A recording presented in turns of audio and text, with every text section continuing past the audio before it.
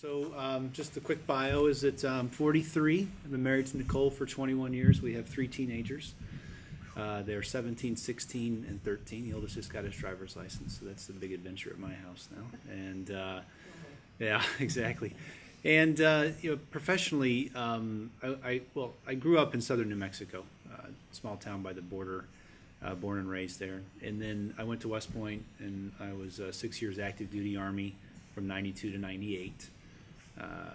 Platoon leader, aide to a general, Ranger School, Airborne School, got out as a battalion staff officer as a captain. And then I went to work in corporate America. I had a recruiting job. I worked at a firm. We would take people leaving the service. And it was a private firm. It wasn't government affiliated in any way, but leaving the service, and we would place them into GE and Home Depot and things like that. And I went on to be a regional manager there. And then in 2000, that was in Atlanta. And then in 2000, I moved up to Chicago to open the Chicago office for that firm. And so that's when we moved to Downers Grove. And a couple years later, after 9/11 and the recession, I said, maybe recruiting's not the best place to stay for now, and I got into insurance. And I went to work for Arthur J. Gallagher in Itasca, which is the third largest broker in the country. And that's where I learned employee benefit consulting and brokerage. And so I work with mid-sized companies to help structure their medical and dental and disability plans. And then 6 years ago, I went out on my own. Me and my partner, we started with really nothing. And January '08 is not a great time to go out on your own, but we did it anyway and survived by the grace of God. Here we are. We've got 12 employees, do about $2 million a year in annual revenue. Really happy clients, and I know Obamacare backwards and forwards, and I know what we need to do to fix the healthcare problem that we have in this country. And then I had a lot of things going on as far as why would I do this, and I was just getting I was watching the direction of the country, and I was really seeing what I would say would be professional politicians ruining the country, and I think Dick Durbin falls in that class, and I want to try to save it because I do love the country. I mean, I was, West Point, foolishly, West Point was the only place I applied to. And so I really wanted to go. I just have always loved the country from an early age, and I don't want to hand off a worse off country to my kids than the one I took on. And so really the tipping point was then midnight Christmas Eve 2009. When Durbin and some of his peers emerged from hiding to hand over this purely partisan quarter-baked scheme that's remaking a sixth of our economy and destroying the healthcare system as we know it. And I just said, I can't keep watching this, because I knew early on from looking through it too, it was just not going to work, and we're going to continue to see that. Now it's led to lawlessness. We have a law, but we're not following it because it's so terrible. So they're just arbitrarily changing things. And so that's, and that's really what I think getting into the race, I think that's where Senator Durbin is going to be very vulnerable this time around. Not only the economy, looking at the numbers from the last time he was elected, we now have 342,000 more Illinoisans in poverty, and we have 376,000 more Illinoisans out of work. And I know he's a federal guy, but it's his same policies and philosophies that are, running Illinois into the ground are now running the country into the ground. It just compounds on us here in Illinois. And so I said, the economy is bad and likely not improving. I wish it would. I suppose we'll probably have an uptick in the spring like we usually do. And then even with these delays on mandates, the employer side of Obamacare will still do damage. There's no doubt about that. And so the economy will likely not improve, and Obamacare is going to be a real problem for families all across the country. And so I think that he's vulnerable. And so now it just comes down to running through the primary. It's me and Jim Oberweis. And, I think that, Jim is a good conservative, but he's lost 5 races in 11 years. And when you do that, you naturally narrow down the amount of people that are going to vote for you. And I'm trying to, I'm doing exceptionally well on my endorsement sessions. We've had 13 competitive endorsement sessions where I speak and he speaks, and the township or whoever they vote. Of the 13, I've won 11. And so now So that grassroots piece is really working for me, you know, and we've been scheduled for debates, but he's been ducking out on them. We had our Tribune editorial board yesterday, and I got him to commit in the board meeting that he would actually go to them, which he's been avoiding getting scheduled on them. So we'll see if that actually happens. You know, I just you know, some of the other things I watch Senator Durbin over the years. I think he's a First Amendment bully too. It's the IRS thing. He actually sent a letter to the IRS asking them to target a conservative group. The ALEC, you know, American Legislative Exchange Council issue, where he was basically intimidating their donors. These are the kinds of things. This IRS thing in particular. You know, whether you're a Republican or a Democrat or an independent, we should all be very concerned about what's going on. They're using this very powerful federal agency to intimidate people. And, you know, for the president to say there's not a smidgen of corruption, I can't. And Durbin is not nowhere to be found, because I think he's, you know, I actually delivered, last time I was in Springfield, I hand-delivered a letter to his office asking him if he targeted other groups besides just Crossroads GPS. I didn't hear anything back from him. But, you know, I'd like to know that, you know, if there was anything else that he did that's not out for public consumption at this point, and that maybe one of the reasons he's not saying anything. I don't know. You know, just this First Amendment piece with the IRS is very troubling, and so, you know, I view it, and I'll close with my little, you know, intro here with I view all that's happening here as a transformation of the country that I grew up in, and I love the country, and I signed up to defend it. And it's changing for the worse right before my eyes, and I'm not going to just sit by and do nothing about it. So here I am. So your platform, then, when you say, what are the main issues that are? Yeah, sure. Well, my main issues are the main issues of everybody out there, I think. Healthcare, Obamacare, and the economy. And I know we'll get into foreign policy, and we can certainly, and I talk a lot about that. But from a domestic standpoint, where everybody is now is just saying, look, well, this is not going to work. And we all want it on health care. Everybody wanted to get two things out of health care reform, and that was to get the cost of insurance down and to get care to the uninsured. And you don't do it by what we're doing now. It's just not going to work. Prices are actually going up. So if you're uninsured before, even with a subsidy, it's still hard to buy it. And we're finding out now that the people that have signed up on the exchanges were the previously insured. You know, the uninsured are still out there. So how do you get the cost down? Well, right now we have 50 insurance kingdoms across the country in the states. And on an individual basis and a small group basis, you have to buy that policy inside your state. And I say to people, if eBay told you you can only buy something from somebody in your state, you think they were crazy. So why do we let the government tell us that about medical insurance? So, for instance, if you could go as an individual or as an employer buying coverage for your employees to Blue Cross Blue Shield of Kentucky and buy a policy from them that fit what you're looking for, and they could sell it to you, you do it. And that's how the cost of everything has come down in our country over the decades and now centuries, and the quality's gone up. How do you get care to the uninsured? Well, first off, if you get the price down, the amount of uninsured people will drop as well, because there'll be more people be able to afford it. But then you build clinics in places where the uninsured are. And you let young doctors work off student loans there. You let older doctors help out as they're able to, older semi-retired doctors. That would get the care to the uninsured, and that would get the cost down. And those are common sense things that, like I said, I think, you know, so do you Republicans, support Democrats. Those two goals? I mean, The policy things I just said? Country to do those two goals? Yeah, for sure. To decrease the uninsured. Get care to the uninsured. Yeah, well, you can decrease the amount of the uninsured by decreasing the cost. And decrease the cost. Yeah, those are my two. And that's what I say when I say I think everybody, no matter who you were looking to get the cost of care down, cost of insurance down, and care to the uninsured. But I think we have to remember it's a dynamic environment too. You get the cost to settle over time here by opening up real competition. You'll have more people buying it because it'll be more affordable, and the quality will go up. So would you completely overhaul this the way it is, or are you open to adapting it and working on it, or how would you fix these? Yeah, I think Obamacare needs to be repealed.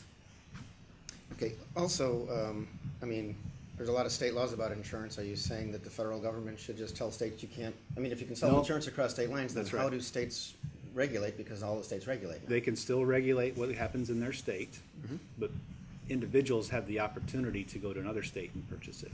Okay, you also mentioned clinics to serve the uninsured. I mean, federal government, John Shimkus was at this, and Durbin goes there too, because everybody's proud that there's a federally funded clinic for Yeah. poorer people in town, and it serves a number of people, but, you know, they always want more money and they always get overwhelmed. So if you've got, you know, millions of people uninsured still, how many clinics do you want and where do you want them? Well, and how do you build those to fit that need? Right. Well, like I said, there would be two things going on. The price would be coming down, so less people would be uninsured. And so to build the clinics, this is part of what I do. We look at clinics for bigger companies, you know, like on-site clinics and things like that. Where we are currently with the uninsured, it would probably be about $40 billion to put enough clinics to match up with the uninsured currently. So you'd probably be a number less than that because of, like I said, the dynamic environment. But we're about to spend $1.6 trillion on Obamacare. So that's a pretty good trade-off out of the gate. Okay. And I know that some people will say, you know, even in the president's, you can keep your insurance if you like it. There are certain standards that the insurance must meet. Are you saying there should be no such standards and everybody just on the free market buys the coverage they want? No, there are standards at the different states. You know, you think about the state regulatory apparatus, is that there's a ranking order of who has more mandates than other states. I think Illinois is still 48 or 49 worst in terms of the amount of mandates that go into our fully insured policies. And Meaning so that's why I bring worse, up worse meaning more mandates? yeah, they're more expensive. Yeah, okay. Yeah, and so, you know, if you could look at, like I said, the Blue Cross Blue Shield of Kentucky, because they have one of the lowest levels of state mandates, and so the policies are cheaper. Now, we can all look and see what's in, and you can see Illinois, and you can see Kentucky, and you go, I don't need some of this stuff, and I'll be happy with that. But you can't do that if you live in Illinois. You're stuck with what's in Illinois. But are you saying that Illinois people should be able to buy that from Kentucky under Kentucky regulations Yes. and not meet the mandates that Illinois sets? Correct. So your state government really doesn't then have sway over the insurance its own citizens are buying Right. under your system? Right, the citizens have sway over what they're buying. Okay. And the states would no longer have control over... Well, they could have control over what the carriers want to do inside their states. But you see what would happen. This is the competition side of it. If you don't have competition inside of a state and you're allowed to just throw on mandates, it just drives the cost up. My point is the consumers don't have any choice. They're stuck with that Illinois policy, and if they wanted to go someplace else, they're not allowed to. I understand, but I'm just making sure you're saying you think Illinois people should be able to buy insurance from Kentucky with fewer mandates Yeah. and be covered with that, so they go to the hospital in Illinois where the doctors and the administrators know that certain things are required. You're supposed to have insurance for this, but your policy doesn't have it because you have Kentucky insurance, so then you have to pay out of pocket. Is that what you're saying should happen? Well, everybody's got their own plan design already. And so you look at the plan design, you see what's covered, and you know going in. The way it's shaped up, there's so few carriers and so few major networks that they can all, you know, when you go, like the large self-funded groups, you can be part of a group that's got 3,000 employees, and they got employees all over the country, and they got Blue Cross. Now they're going to go to a hospital in Illinois or Kentucky. That hospital looks at the plan that covers that group. So it's not, you know, it's a misnomer to say that, oh, we have to have this huge amount of control over individuals just because of where they live. It's not. The medical insurance system is not like that across the country now. It's very sophisticated. You know, it's you know, Blue Cross discounts, Aetna discounts. They all know how much different claims and procedures cost at all the hospitals around the country. You know, so they would then price you based on where you live, based on where they think you're going to go, and Blue Cross would still be the network, but the originating carrier would know how much they're going to charge you based on where you live because of, you know, the demographics and the basically the kind of cost of living adjustment. But that already happens when these networks price out these big companies. It's just not fair to the little guys is what it comes down to. They're, you know, trend medical trend historically for self-funded groups that are big, that pay their own claims, that don't pay their claims through an insurance carrier, is 3 to 6%. Fully insured trend, that you just pay for a premium and the carrier pays everything, it's between 10 and 15% historically. So there's this big disparity. 10 and 15% what? Trend, medical, every year you hear medical trend, medical insurance trend. It's like how much it's going up, Oh, you mean the cost? The cost is going up every year, right? And so it's the cost for a self-funded group that's paying their own medical claims is much less than the individual or the small group that has to go through these mandates and buy it straight from an insurance carrier. The trend on that price is much higher than the trend on the self-funded. Okay. Just to be clear, you think because we're spending more than $1 trillion on Obamacare, repeal 1.6. that, and you would instead want to spend $40 billion on the clinics? I think you could do it for $40 billion. Yeah. What are your thoughts on Medicare, its future, its role within the Affordable Care Act? Well, I would like to see the Affordable Care Act repealed. So, but Short of that. absolutely. So Medicare needs to be sustainable. And this is one of those areas that there are so many ideas out there for Medicare and Medicaid and Social Security and all these entitlement programs on how to improve them and make them sustainable. But we just don't get there because of lack of leadership and lack of commitment to doing something about it. So I'm one of those guys that say, hey, we have a problem and we need to fix it. Now it'll be for younger generations. I mean, there's no doubt about that. You can't impact people that are getting it currently or about to get it. There's a contract there with society that's already been made on some level. So you have to say, I'm 43, so I don't know, close to my age and younger or whatever. So, what's that? You're still a kid. Yeah, right, exactly. Yeah, but that we have to get to a place where we make some adjustments to it, and I'm open to changing age levels of when you get the benefit, means testing. Those are the kinds of things that we've got to get serious about and say, let's do something about this. Like I said, the appropriate ideas, there's just a whole bunch of them to fix this. We just have to have bipartisan support and leadership to get this done. And I think this is one of the areas where President Obama and Senator Durbin do nothing but demonize their political opponents. I mean, it's the way this typically happens is I get asked those questions, and then guys like me answer like I do, and then the other side just proceeds to demonize me just for saying that I would be open to trying to fix it. And that's not leadership. That's not what the American people want. They want people to say, hey, there's a problem here, let's try to fix it. When you say age levels, you are saying that you might have to wait longer to get full benefits, like Right, past yeah. 66 Yeah. or whatever, Yeah, or changing or past the 62 level, for the right. beginning. Mhm. And means testing, like if you earn a certain amount or have a certain amount of means, then you would get less. Yeah. Okay. Yeah. What about right now? There's a limit on what is it, 106,000 in income that you pay into the system. Right, Would you raise right. that cap too? That would be lower down the list because I would want to get to a place where we readjust the core structure of the system and then look and see how much that's going to cost us before we got to that place. Yeah. How do we put more people to work in Illinois? Right, and this is we got up on the Bernie asked me so many questions about healthcare that we got. We got the other thing that is the economy, right? And how do we get things moving? It's a simple thing to me as far as a business owner goes. I've been living on the economy since I got out of the Army, and I actually know how it works, as opposed to some of our professional political class. You could look at the tax system and make it less complicated and bring rates down for everybody. That's companies and individuals. You'd have to get rid of some loopholes.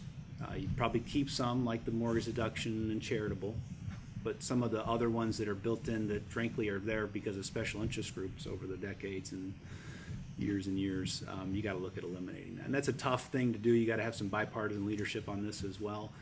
But doing that would get more money in people's pockets, and it would give the opportunity for businesses to grow because the tax rates would actually be moving the other direction. Because what's happening right now is that businesses look at all this debt and all these new federal programs and how this all it keeps compounding and building, and they don't want to hire, because who would want to hire? I'm a business owner, I got 12 employees. Who would want to hire just to know that you're going to probably have to let them go in a year when tax rates go up again, because we got to support all this. We have to have a political class that's willing to go the other direction now, because we've come way too far. It's just economic strangulation. So, and on that point, on the regulatory side of this, we have the federal government. I saw a poll the other day, and I gotta make sure I figure out who this was. I keep forgetting to look into it. But it's 74% of Americans believe the federal government is now too big. And the reason they think that is because the Federal Register of Regulations is 79,000 pages.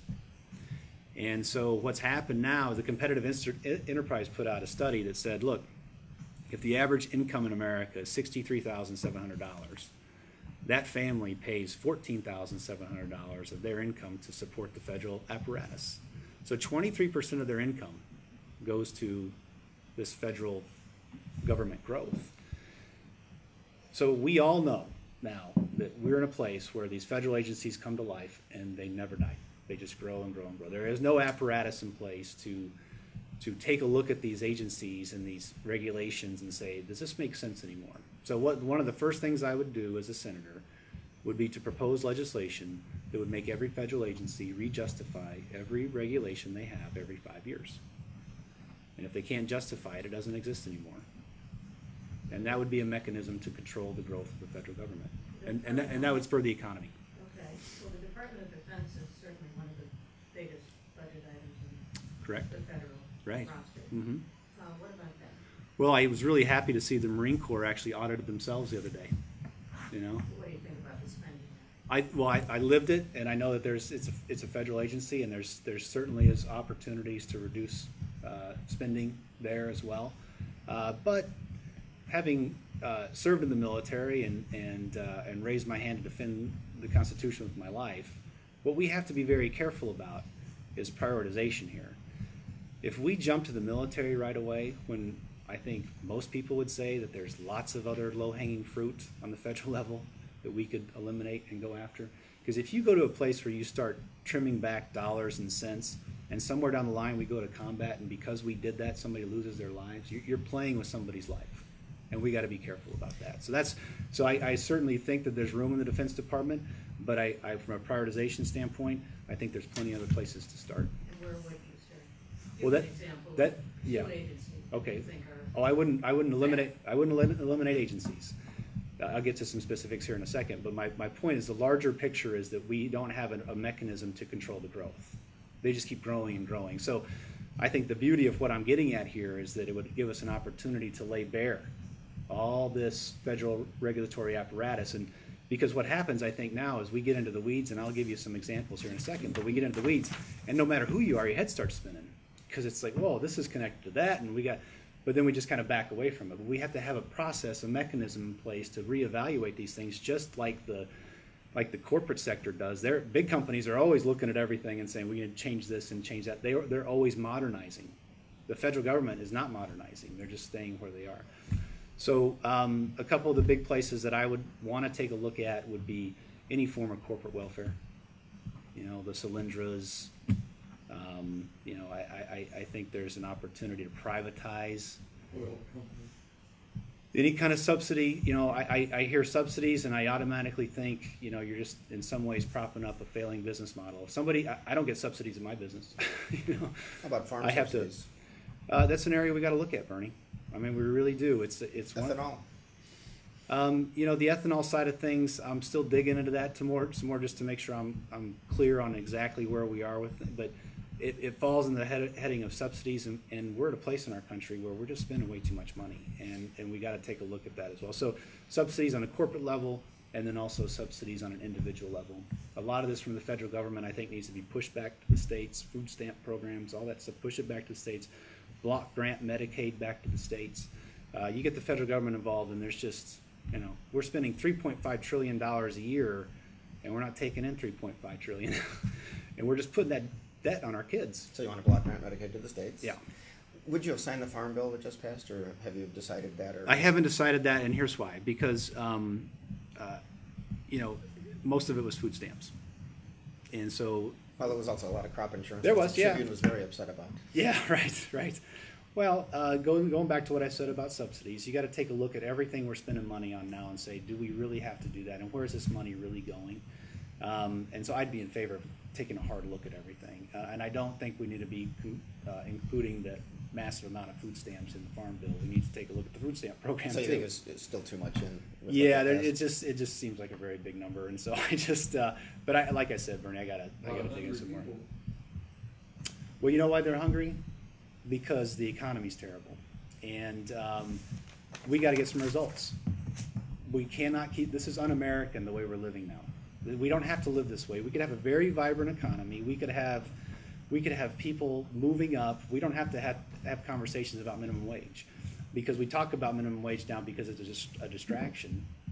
So don't look at the economy and the failure of our policies. So I agree with you. There are people hungry out there, but we need to say to ourselves, if we elect guys like Senator Durbin, he's actually supposed to be getting results. He can come home and say, or stay in D.C. at this point is what he does. But he can just say, Actually, he's here almost every weekend. Is he? Okay. Oh, I haven't run into him yet. So he can say, he can say, this is what I'm doing, this is what is happening, but the results are over here. And we see that in healthcare reform, we see that in the economy, and I think he needs to be held accountable, because we can have a better economy than we have now. I know this is 5 years ago, or 6 now, whatever, but the collapse of '08, wasn't that because there wasn't enough regulation on the banking industry? You know, wasn't Some that- people would argue that it happened because the government was forcing banks to give loans to people that was too risky. for the housing. Yeah. So, and then, you get into a lot of moral hazard. If every time big companies think that if they fail, the government will bail them out with taxpayer money, again, I'm not okay with putting that on my kids. It's what we've been doing. And, I don't, if big companies are get into areas where they know it's risky, and their only thought is, well, we're too big to fail, and if something goes wrong, we'll just backstop with the government, then that's not right either. Where are you in immigration reform? Yeah, well, I grew up, 30 miles from Mexico, and so I know the border can be secured, and we're just not there yet. So that's always the first place to begin, and to get the amount of illegal immigration much closer to zero than it is right now. It can be done. I'm not in favor of comprehensive immigration reform. I was opposed to what the Gang of Eight and Senator Durbin were doing on that, because that was, whenever I hear the word comprehensive coming out of DC, I just cringe, because it's just that, I think there was so much in there that it was one of those, let's put the bill out on Friday and vote on it on Monday. Okay, you don't run a country our size that way, and so I would be in favor of securing the border, I was in favor of the piecemeal approach that the House was putting forward. Secure the border, enforce our visa overstay system, because we have a lot of I think 40% of the illegal immigration we have are visa overstays.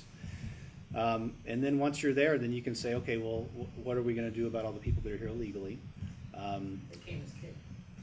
That's what I was going to say. Yeah, so I think that the ones that were here with that their parents came here illegal and they were born here, they should be allowed to become citizens. But if you broke our law, you don't get citizenship. You have to go to the back of the line and work on it just like everybody. It's not fair to the people that are in line to get citizenship to put people that broke our laws in front of them. The DREAM Act folks want, in addition to people born here, people brought here at a young age, like, I don't know, 5 or 10 and under. Would you include them, or Yeah, would well, you not? I'm open to that conversation. You It's are? the same Okay. kind. It's the Okay. same kind of concept. I mean, it's like it wasn't on them, so to speak. Okay. So yeah, But just the kids. yeah.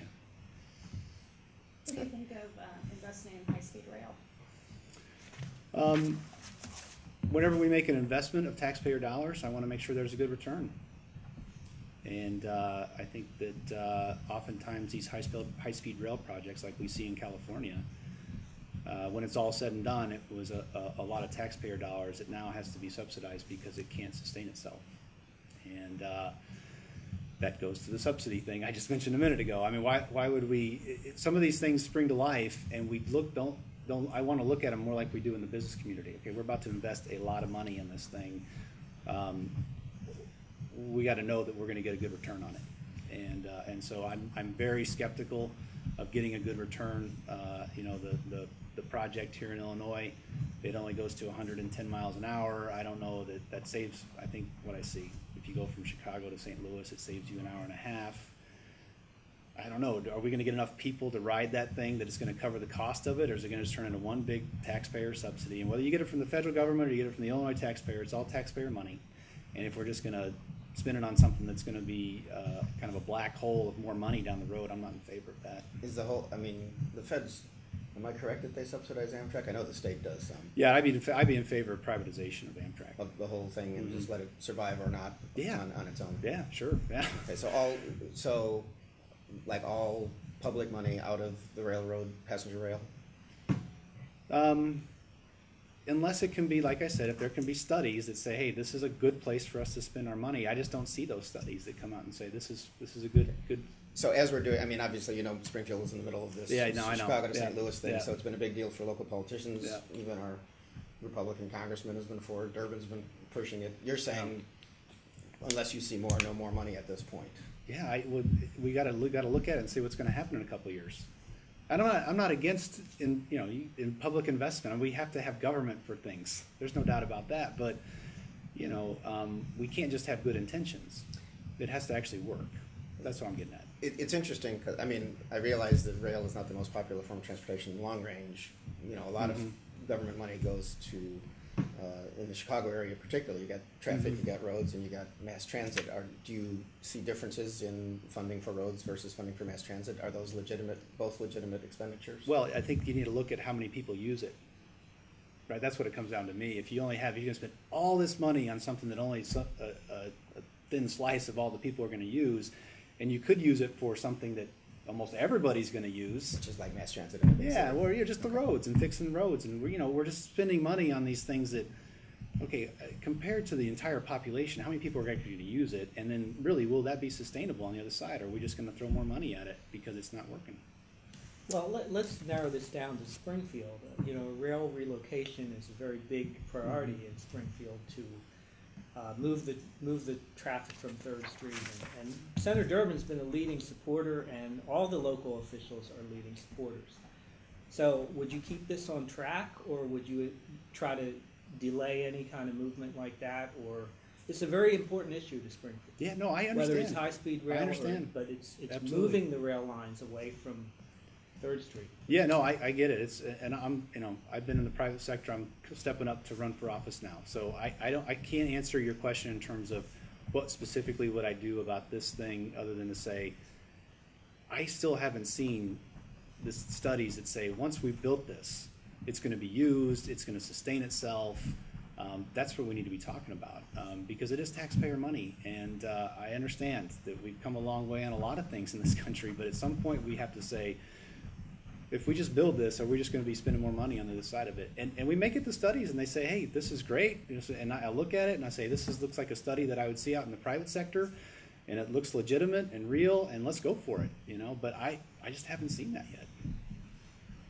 Actually, it is gonna be used. There's already increased rail freight traffic. And that's- Union Pacific, yeah. Yeah, Mhm. and so they're talking about moving that over because Right. separating the hospitals Right, And and not a lot of that good reasons. allowing 2 tracks. yeah, Right. and- right. Right now, we're stuck with 1 track. Have you ever ridden a train between Springfield No. and Chicago? I haven't. You really should try it, Okay. because it's not unusual for trains to be delayed because the Union Pacific owns the rails, and the Amtrak has to move over on a side rail when a freight train is going by. Mm-hmm. My colleague at work this morning just told me that her train was delayed 40 minutes. Mm-hmm. She was going home to Wisconsin, and, Yeah. that's Yeah. not unusual. Right. So, Yeah. Yeah. that's another consideration that Yeah. you need to be aware of. No, and you're right. Factors into That's the right. economy and other things. If you're going to Chicago for a meeting, you can't really rely on getting there on time, so therefore you might drive or fly, which is a more expensive form of transportation. Right, right. And I'm with you, but I want to rely more on, I understand somebody might be late by 40 minutes, and I get all that. I'm just saying from a standpoint of, if we're going to spend this massive amount of money, I would like to see a study that says we're going to get a good return on that money. That's all. That's what I'm getting at. So, yeah. And my concern is that we're gonna subsidize Union Pacific so that they can increase the amount of freight Right. that moves Right. across the country where they make money. you Right. know. So, So, so that cuts against the grain. I get it. Yeah. Yeah. By the way, on let's just the farm bill. Does the level of crop insurance bother you, or have you investigated that issue at all? Somewhat, and you know, I've seen some. Yeah, you know, it's a lot of money, and it lands in places that I think, you know, wasn't the original intent here. Okay. So, Speaking of money, I know it's an unfair thing to bring up in some ways, but well, then I'll give you a real political answer. there you go. You know, Mr. Oberweis, who you're running against in the primary, which you have to get by, just loaned his campaign, I guess, $500,000. Yeah, sure. And I know that Dan told me you've raised, I guess it's around 250, 260. We're coming up on 300, yeah. Okay, but in the bank, are you like, is it less than 25 right now? No, it's more than that. Yeah, 50-ish? It's less than 100. Less- yeah, okay. Yeah, And but what I think what the larger point is, I know we'll, because I'm a business guy, we'll have the money that we need to do everything we want to do to beat Oberweisen and beat Durbin. Okay, and you are, this is your first race for political office, correct? Correct, yeah. And I know Oberweis has a record, but he did win. He's in the state senate, and he got passed a bill to increase the speed limits so that if you're not taking the train, you can get here faster. Right. Why are you better than him for Republican voters and for the state? Yeah. Well, hopefully all the things that we've talked about so far help you understand why I'm better for the voters in general. Why am I better? And let me say on the money real quick too. I know Jim put that money as a count, but neither one of us is going to be able to match Durbin. Right? And he's never shown that he's willing to put any near the amount of money. Durbin's already at like $5 million, and he's a friend of the president, and it will grow. The question on the race, and this goes to why I'm a better candidate than Jim Oberweis. If the Republican Party is going to put up a candidate that's going to beat Dick Durbin, we have to nationalize this. And I think I'm a better candidate to nationalize this race than Jim Oberweis. And I think that's And because of what, the West Point thing, or? well, I think my background, the West Point military service, business guy, business owner, and I'm a health insurance expert. So, Now, your military, were you 6 years active duty? Right. And where was that, remind me? Fort Sill, Oklahoma, and Fort Carson, Colorado. Okay, all domestic. Yes, Okay. And you came out when and with what rank? 92 to 98, and I was a captain. In the Army. As a senator, you'd be representing all of Illinois. Of course, I'm curious, how far south have you gone with your campaign? Have you traveled all?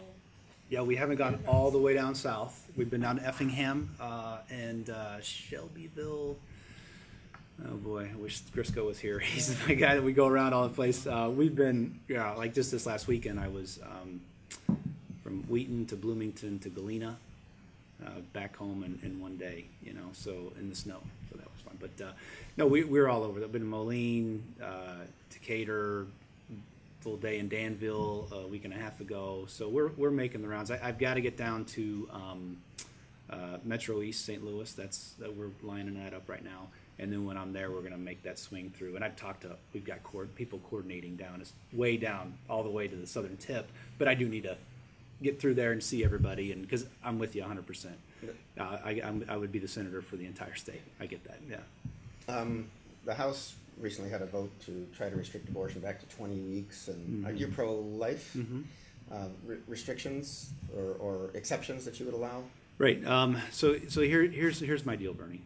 I am pro-life, and every day when I pray for all the women that face this terrible choice. It's a tough deal. I get it, and I pray even more for people that are facing it because of medical, for rape and for incest, and those are my exceptions. And so as a senator, I'm going to be pushing for policies that reduce the amount of abortions, and I'm going to always oppose a guy like Dick Durbin, who opposes all reasonable restriction on abortion. So he is on the end of a spectrum that is very few Americans and Illinoisans are on. A majority, half if not more of Illinoisans are pro-life. It's a divisive issue, but that's where I stand on it. Have you given any thought to institutional racism and what role it plays in both the economy and the well-being of Illinois citizens? Yeah, I'm firmly opposed to any kind of discrimination. We got to have people feeling like, hey, doesn't matter what my skin color is, doesn't matter what my sexuality is, doesn't matter what my gender is, I get equal opportunity. And so I think that there's a lot of good laws on the books right now that we're working off of, and wherever we find anything that speaks to that kind of discrimination needs to go.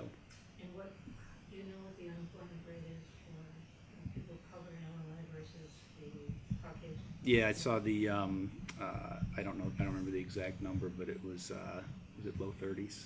It was pretty high, yeah. And What does that tell you about our policies, and does it tell you anything? well, I tell you, About your approach to jobs? well, I tell you, it tells me something about what Dick Durbin believes about education in our cities.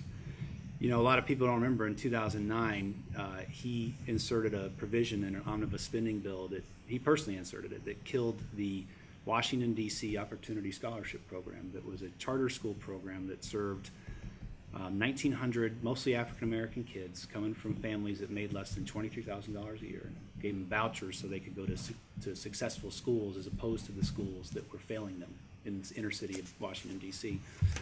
So to your point, a huge part of this is generational failure in the inner cities for these kids, and it's un-American. And I bring that up because Durbin, that shows you where his heart is. He's not going to do anything that's going to go get sideways with the teachers unions that would help rescue generations of mainly African American kids in the city who are now falling behind in a lot of ways because they have terrible educations. And I, as a conservative, I'm not going to stand by and watch that. I'm gonna because I believe a huge part of this is an educational issue, and it needs to be worked on.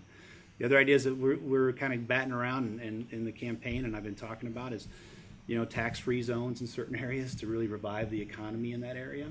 I think that's a great way to look at things. Can you tell me how that would work? No, I can't. Like I said, we're still formulating some of this, but I like that concept to say, look, here's an area that we're going to. Detroit or the south side of Chicago. Southside, yeah, I'm talking about mainly Illinois for now, but yeah, the same concept holds. Yeah, the same concept holds across different parts of the country. But I think the larger issue, the bigger picture issue, goes back to that education piece. You know, we cannot. You know, it's 2 generations now of inner city kids that have been devastated because of this alliance between men like Durbin and the teacher union leaders, and it's completely un-American, and we should all be ashamed. We should do something different. Is there a college affordability issue in this country, and what, if you think there is, how can we fix that? Yeah. Well, I think that you know, we're to a place now where you're right. A lot of people are, a lot of parents are upset. I think because their kids are graduating with good degrees and student loans, but they have a hard time finding a job that matches to even, you know, match up with the student loan that they have, and that goes back to the economy and the bigger picture of, oh, by the way, we could get the economy moving again, and we wouldn't have that part of this issue. You know, I don't. You know, government involvement leads to centralization, which leads to all kinds of distortions in the market, and I think that's happened in the student loan industry, and it's started to turn into a transfer to higher education. That's been driving up prices. So, what's happening now? I think we're seeing a lot of online education, a lot of community. I talk to my kids about COD, you know, College of DuPage. It's a great deal, you know, and you don't have to do the traditional model because there's all these things springing up because it is so expensive. Are you saying the government should get out of the student loan business? Isn't it not entirely? We need to start headed the other direction because it's not helping the situation. It should be reduced. Yeah, doesn't that keep the rates low though? I mean, I know the taxpayers bear that cost, but isn't the government involvement the idea to keep the rates lower? Right. For the kids? Yeah, but as the rates are low, the student loans get applied to everything. You think about it, if you're a kid and you're putting your lunch on your student loan, you're going to have to pay for that someday. And if the college is okay with that, then it just kind of turns into this. The rates go up. So and it takes a certain amount of consumerism out of the whole equation, and we need to head back the other way. I'm not saying I'm not talking about knee jerk or anything like that, but we need to go a different direction on that. I think more to the private market. Yeah. Where you know, it used to be more there, and then I think it was like in Obamacare, right? That there was a bigger takeover of the student loan. Eric Holder a couple days ago said that the Justice Department will now recognize same-sex marriage in all federal cases. Do you think that was overreach, or, you know, do you have any, you know, you talked about discrimination and various people see that in different lights. Yeah. Where are you on gay marriage and on rulings like that from the administration? Yeah, yeah. I'm pro-traditional marriage, and you know, a lot of the conversations reside in perceived discrimination from the federal government in taxation or whatever else. And some of those Supreme Court cases have been, you know, state taxes and things like that. So, as we start to change the tax code and get the government out of this kind of discriminatory practices, and that, I think that will help the situation. But you know, this is an issue that I think needs to be left to the states, and I don't like to see the federal government issuing. I mean, just it gets very, it makes it much more polarizing. We have a lot of states that have said no to it, some that have said yes, and to have the federal government start to weigh in and say this is what we're going to do across different things across the country, I don't think it's a good idea for the future of the country. Was it the president that got rid of Don't Ask, Don't Tell, or was that the Congress? Supreme. Yeah. Don't Ask, Don't Tell. Okay. No, I think as a military guy, do you have an opinion on that? Are we at a good place now that everybody's in and openly? Yeah. I don't like the idea of changing the military based on politicians' social constructs. You know, how they want to see things. The military should be based on one thing and one thing only: readiness. And if there's studies that say this, you know, it doesn't hurt, you know, then I'll look at it. My sense on that whole piece was that it was being pushed, it was being accelerated without adequate study. Back to like the rail thing, you know. So you think it should still be Yeah. policy that there shouldn't be gay? Well, Don't Ask, Don't Tell was when I was in, Yeah. and that was fine. Yeah, that worked. That worked. But like I said, I don't like to see the reshaping of the military for social ends. It needs to be based on readiness. Back to what I said, you know, when you go to combat, you want to be 100% ready to go to war. And you're not ready if the day. I don't know. I don't think enough was done to say, is this a good idea? So, And yet the military has a rising level of sexual assault I know, with it's women terrible. Yeah. officers and Mhm. personnel. So, I guess it's a balancing act about which is the greater danger, having heterosexual people around or homosexual people around. What's your take on that? What's the question? Is it greater danger to Well, have? There's a climbing Yeah. rate escalation of sexual assault reports in the military. What do you think of that? Oh, I think that's terrible. That happens. You know, that's horrible. That shouldn't happen anywhere, especially not in the military. I know there's a lot of, you know, generals and admirals and their task force, and they're working on it. And being in the military, I know, and you know, the military is always very upfront about admitting its problems and working on them. And I think the whole reason that you even asked me the questions was pretty transparent. We know what's going on. They're looking at it and they're trying to, you know, fix a problem. And I have confidence that they'll do it. Okay, because we know about it because women have been vocal about reporting it, not Mhm. because the military necessarily has been taking proactive steps. So you disagree with that statement? I don't know exactly the steps the military has taken. My point of view is just the one I was in, and I think this still holds true from the people I talk to, that if there's a problem identified, and there certainly is a problem, that they're doing everything they can. And if they're not, then as a senator, I would look and I'd start asking some questions and say, well, tell me exactly what you're doing. And if I didn't think they were doing everything they can to fix that problem, then I would say, well, we gotta do more. Yeah, because it's terrible. It shouldn't happen anywhere. Absolutely. We had our time. I just have a couple of quick questions for. Oh, I just want to double check. Where do you fall on the spectrum of Republicans? Are you a Tea Party candidate, or are you more of a traditional conservative candidate? Where do you see yourself? You know, I'm a registered Republican, and I'm conservative first. That's what it comes down to. And you know, I say to people, you know, wherever you kind of self-label or somebody in the media labels you or whatever else, if you're a conservative first, I think a lot of what's going to happen is that conservatives are going to get behind the idea of we need to fix this healthcare reform mess, and we need to get the economy back on track, and that'll be a coalescing effect. Whatever differences existed through different factions in the past. You know, I don't. You know, the Democratic Party has their own factions too. We just don't talk about them. You know, so I think that you know, I hopefully have answered enough questions. You can understand where I am. I'm a fiscal conservative, social conservative as well. So yeah, I'm a conservative guy. Okay. Yeah. And then also, so you dislike Obamacare. Mhm. I'm not sure you haven't said specifically. I'm assuming you're not a fan of the president necessarily. Not a fan of Dick Durbin. Right. So my question is, Mhm. if you're elected, how will you work with Democrats? Are Mhm. you up to that challenge? How would you do it? Yeah, absolutely. I think no matter who you are as an American, when you elect somebody, especially a senator, you want results.